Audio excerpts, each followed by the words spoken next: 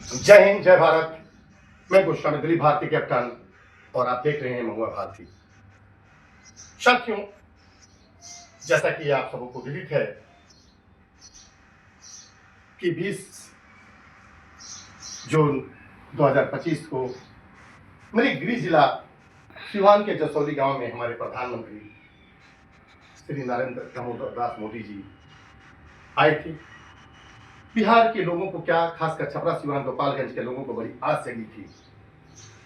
उन्होंने सोचा था कि जिला सिवान को बड़ी सौगात मिलेगी, बड़े पैकेज मिलेंगे, चीनी मिल खुलेंगी,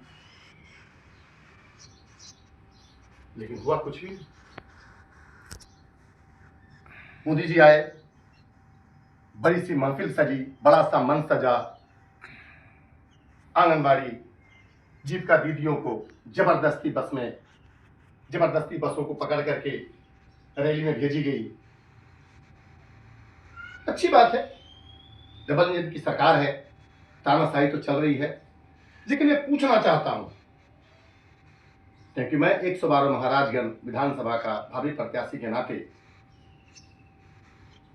कि जिस डबल इंजन की सरकार हमारे बिहार में चल रही है, माननीय प्रधानमंत्री मोदी जी से कि वल्लभ भाई पटेल न तो बीजेपी के नेता थे,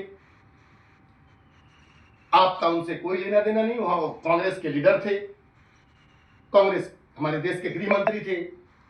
आपने पूरे देश के किसानों का हसुआ, फावड़ा, कुदाल लोहे के रूप में एकत्रित किया, कई लाखों करोड़ रुपया लगा करके आपने अहमदाबाद में वल्लभ भाई पटेल की मूर्ति लगाई ताकि वहां टूरिज्म का बढ़ावा हो सके, और टूरिज्म बढ़ा भी, काफी लोग वहां आ रहे हैं। मैं पूछना चाहता हूं अपने प्रधानमंत्री जी से कि जब आप सिवान के जौसली में आए थे, क्या आपका धर्म नहीं था, क्या आपका एक कर्तव्य नहीं बनती थी कि हमारे श्री देश रत्न डॉक्टर राजेंद्र बाबू जी की मूर्ति की भी बनाने की घोषणा करनी चाहिए? जिस जिले ने देश को पहला राष्ट्रपति दिया, जिसने देश को पहला भारत रत्न दिया, क्या हमारे मोदी जी का फर्ज नहीं बनता था कि यदि सिवान के जसौली में आए हैं तो घोषणा करनी चाहिए थी कि आपके जिले के देश रत्न बाबू डॉक्टर राजेंद्र प्रसाद जी की मूर्ति भी उनके गांव जीरादेई में लगाई जाएगी ताकि जिला सिवान में टूरिज्म को बढ़ावा मिल सके। लेकिन साथियों, मुझे दुख और पीड़ा इस बात का कि ऐसा नहीं हुआ। क्या आपको नहीं लगता कि मेरा जिले सिवान में,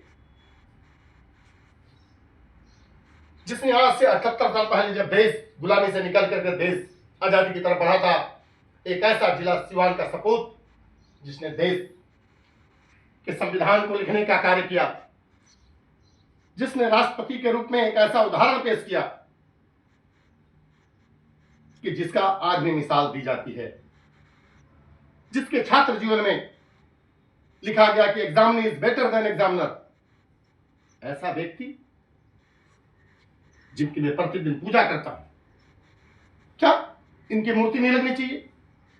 मैं कोई नेता नहीं, न मैं नेता बनने की चाह रखता हूं, बस ये सोचता हूं कि जो समस्याएं आज हमारे बिहार में हैं उसका हल कैसे होगा। विगत 78 सालों में जिसकी भी सरकारें रहीं, सबने हमारे बिहार को छलने का काम किया, झांसा देने का काम किया, लूटने का काम किया, जिसके कारण आज हमारा बिहार और बिहार के लोग दर दर की ठोकरें खा रहे हैं। बच्चे पढ़ लिख करके दिल्ली, गुड़गांव, नोएडा, मुंबई, लुधियाना, चंडीगढ़, भारत के तमाम राज्य, यहां तक कि विदेश में दोहा, कतर, ओमान, सऊदी जगहों पे जाके बंधुआ मजदूर करने को विवश है। कोई भी सांसद, कोई भी विधायक, कोई भी मंत्री इसकी आवाज नहीं उठाना चाहता। मोदी जी अभी आए थे मधुबनी में, अभी साल का उनका चौथा दौरा हो गया, क्योंकि बिहार जितना है उनको। उन्होंने क्या कहा कि मेरे बिहार के श्रमिक परिवार के लोगों, आपको जानकर खुशी होगी कि आपके लिए मैं वंदे भारत ट्रेन शुरू करने जा रहा हूं, जो कि आपके मधुबनी सहरसा से चल करके वो सूरत और गुजरात जाएगी। और देखिए दुर्भाग्य कि वहां के लोग ताली बजा रहे हैं। वाह, गजब का बिहार है हमारा। सोचना चाहिए कि हमारे बिहार के बच्चे पढ़े लिखे, matric, inter, MA, BA, BTech करने के बाद ट्रेनों में भेड़ बकरी वॉशरूम में बैठ करके गुजरात, दिल्ली, सूरत जाएंगे। ये हमारे प्रधानमंत्री जी की चाह है। और वही प्रधानमंत्री जी दूसरे दिन जब कच्छ में जाते हैं तो जाकर कहते हैं कच्छ के लोगों के सामने कि साथियों, मैं आपके कच्छ में विश्व का सबसे बड़ा सोलर प्लांट लगाऊंगा ताकि यहाँ के लोगों को रोजगार मिल सके, अच्छी फैसिलिटी मिल सके। तो ऐसी दोहरी मापदंड क्यों अपनाया जाता है? प्रधानमंत्री जी आप कहते हैं कि गुजरात मॉडल से देश चलेगा। मैं माना गुजरात मॉडल से चलेगा। ये कौन सा गुजरात मॉडल है आपका? 11 साल की सरकार हो गई, आपने आज तक एक भी बैठक बिहार के विकास के लिए नहीं किया। यदि किया हो तो बताइए। केवल रैली, केवल रैली। तभी बिहार की एक महिला क्या कहती है, ज्यादा नहीं, 2 लाइन है कि सखी देशवा के पीएम हमरा मिलल बा नमूना,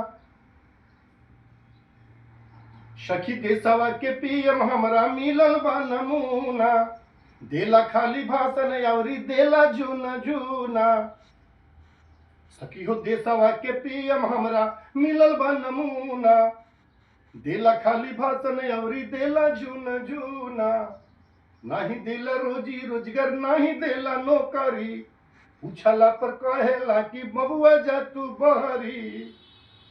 आ घूमी घूमी करतावे आपन छतिया के दूना, सखी हो देशवा के पीएम हमरा मिलल बा नमूना, देला खाली भाषण अवरी देला जून जूना।